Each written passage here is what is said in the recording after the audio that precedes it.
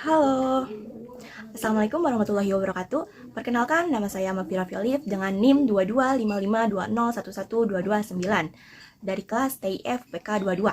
Di sini saya akan melakukan wawancara dengan narasumber untuk memenuhi tugas mata kuliah Professional Development.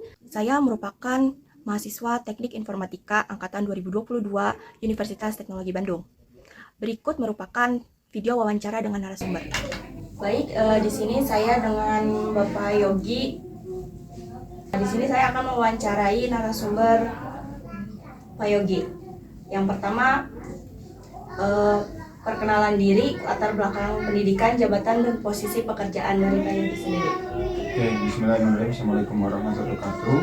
Waalaikumsalam warahmatullahi wabarakatuh. Perkenalkan, nama saya Yogi Cahyana. Saya bekerja di IT itu dari tahun 2010, menjabati programmer sekaligus sistem analis. Mungkin di swasta itu di tahun 2010 sampai 2017. Dan sekarang saya masuk di perusahaan di pemerintahan mulai 2017 sampai saat ini. Mungkin itu ya perkenalan terlebih dahulu. Oke, baik. Jabatan berposisi berarti tadi sistem analis Dan programmer ya. Oke. Terus selanjutnya, apa yang membuat Anda tertarik menekuni bidang tersebut dan skill apa saja yang paling penting dalam pekerjaan Anda? Ketertarikan di teknologi memang sudah kebutuhan mungkin ya, kebutuhan sehari-hari, di mana teknologi sekarang sudah sangat pesat. Jadi mau tidak mau kita harus mengikutinya dengan seksama, terutama di teknologi mungkin saat ini itu artificial intelligence, kecerdasan buatan. Tadi itu apa lagi? Skill apa saja yang paling penting di pekerjaan? Kalau misalkan dari kemampuan yang sangat penting untuk pekerjaan, sebetulnya adaptasi terutama dari sisi lingkungan dan teknologi itu sangat cepat untuk transformasinya ya. Itu yang harus kita miliki, yaitu beradaptasi dan memiliki inovasi yang berlebih, terutama bagusnya daripada orang lain gitu ya. Itu mungkin.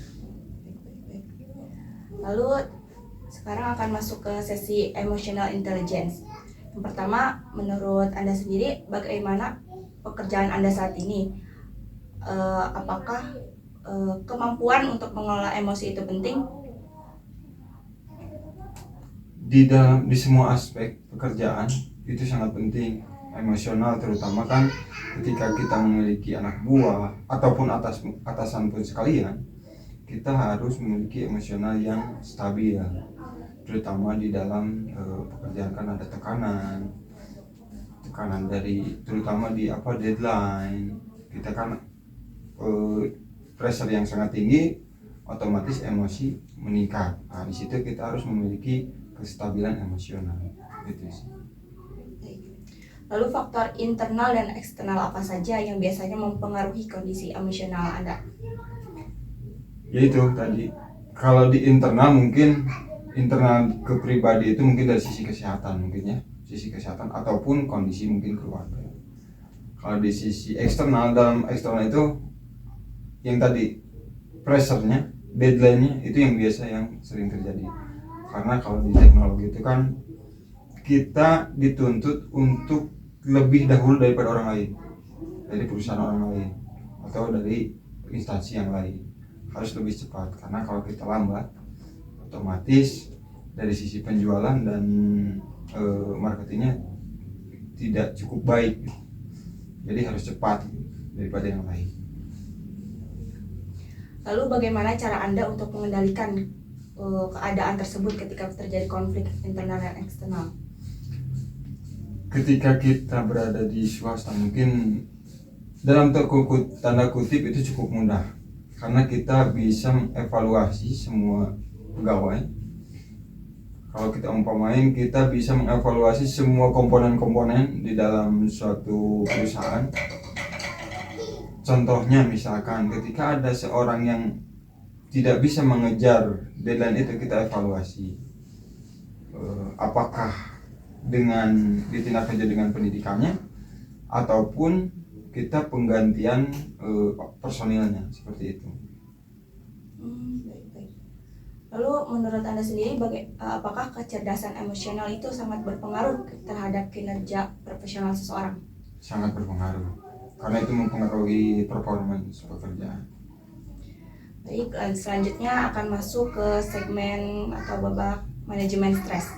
Di sini pertama, apakah pekerjaan Anda saat ini sering menimbulkan tekanan dan stres, dan bagaimana contohnya dari tekanan dan stres tersebut? Stres itu mungkin dimanapun pasti ada ya. Di yang tadi saya mungkin sempat bilang, under pressure atau pressure tekanan pekerjaan yang sangat tinggi itu mempengaruhi emosional. Gimana caranya? Kembali lagi mungkin kalau secara agamisnya kita harus bersyukur mungkin ya, ketika kita memiliki jabatan pekerjaan yang dengan penghasilan yang cukup ya, otomatis setidaknya bisa meredam emosi kita ketika tekanan yang cukup banyak ataupun pekerjaan yang banyak. Biasanya kan tidak hanya satu pekerjaan yang kita handle. Nah itu sih kita harus pandai-pandai memposisikan diri pada situasi yang memang tidak sesuai dengan harapan kita gitu mungkin. Baik. Lalu bagaimana Anda mengetahui dan mengenali ketika Anda mengalami stres tersebut? Sebetulnya gini, kalau misalkan stres sendiri itu biasanya tidak mudah dikenali oleh diri sendiri. Biasanya diketahui sama orang lain, biasanya seperti itu. Akan tetapi ketika sekian lama, biasanya stres itu gejalanya itu di susah tidur atau memikirkan berulang situasi yang sebelumnya. Itu sih. Jadi sebisa mungkin kita istirahat yang cukup. Itu sih pengalaman saya. Lalu bagaimana Anda mengatasi stres agar tidak mengganggu produktivitas bekerja? Ada teknik khusus selain tadi tidur? Istirahat itu mungkin nggak hanya tidur kali. Iya. Bisa kalau untuk bahasa sekarang healing mungkin ya, bisa bermain sama teman-teman ataupun menggeluti hobi yang ada, menyesuaikan waktu yang kita punya mungkin. Baik. Lalu menurut Anda sendiri, apakah manajemen stres sangat berpengaruh terhadap pengambilan kualitas keputusan? Ya, sangat berpengaruh sekali. Karena ketika kita tidak bisa, sebenarnya stres itu mempengaruhi emosional juga kan. Ketika kita stres, emosional mungkin terganggu, jadi performance otomatis terganggu juga. Lalu sekarang akan masuk ke goal setting. Yang pertama, bagaimana Anda menentukan tujuan dalam perjalanan karir Anda? Dan bagaimana langkah pertama untuk menentukan tujuan tersebut? Kebetulan pas saat kuliah, saya itu disuruh menuliskan semua cita-cita yang kita punya, dari mulai hal yang terkecil sampai yang terbesar, dan mendetailkannya. Mungkin saya nggak tahu ya ini apa jawaban ini tepat atau enggak ya. Cuman karena ini yang saya tangkap karir ya, mengenai karir, berhubung di IT biasanya cukup IT profesional, di mana skill kita bertambah, bayaran kita bertambah. Awal-awal cukup seperti itu. Tapi berhubung sekarang saya ke pemerintahan, ada perbedaan yang yang cukup signifikan dari tujuan karirnya. Mungkin itu ya, secara singkatnya seperti itu. Jadi karir awal di swasta itu memang beda dengan di pemerintahan. Kalau di swasta itu kan bukan hanya jabatan, tapi mungkin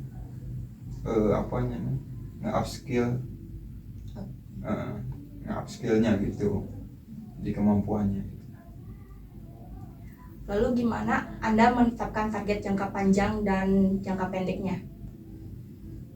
Dari sisi lain, kita yang tadi mungkin yang awal, kita beradaptasi yang bukan adaptasi juga ya, berinovasi yang cukup cepat, harusnya cepat ya, karena di sisi IT khususnya itu sangat signifikan perubahannya.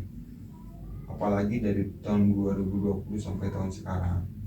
Mungkin itu kuncinya itu berinovasi dan beradaptasi. Jadi jangka pendek dan jangka panjang itu berpengaruhnya terhadap adaptasi itu. Betul, beradaptasi. Oke, baik. Lalu apa yang Anda lakukan untuk mencapai target Anda? Apakah ada metode dan strategi khusus? Kalau strategi khusus mungkin nggak ada ya. Karena mungkin gini, yang tadi itu, ketika kita ingin mencapai goal itu, kita harus tahu secara detail apa aja tujuan kita ke depannya. Itu bisa dituliskan. Mungkin kalau metodenya itu metode Lola kalau sekarang itu yang bisa yang sekarang saya terapkan. Metode apa tadi? Bukan metode itu toh. Jadi law of attraction. Jadi kemauan kita itu dituliskan dan dibayangkan.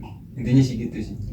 Karena sejatinya karir apalagi sekarang ya nggak tertebak. Dulu programmer itu sangat banyak diminati. Sekarang programmer sudah dipakai AI. Otomatis programmer banyak yang berkurang lah. Itu sih. Makanya kita harus menuliskan secara detail apa yang kemauan kita dan tetap bersyukur lah. Seperti itu mungkin ya. Oke, baik. Itu mungkin untuk pertanyaan terakhir ya. Apakah ada pesan atau masukan bagi mahasiswa atau fresh graduate yang sedang mempersiapkan karir agar mampu menetapkan tujuan yang tepat? Saran berdasarkan pengalaman saya itu perkuatlah kemampuan yang Anda miliki. Jadi pertajamlah kemampuan yang Anda miliki. Jangan terlalu fokus terhadap kelemahan yang kalian punya. Contohnya, ini lemahnya di bahasa. Terus kita fokus ke bahasa, mengupgrade bahasanya. Tapi menurut saya itu yang lebih baik itu ketika bahasanya kurang tapi matematikanya bagus, perdalamlah matematika itu. Mudahnya seperti itulah. Ya, baik. Mungkin cukup segitu ya. Terima kasih atas waktu dan kesempatannya Pak Yogi.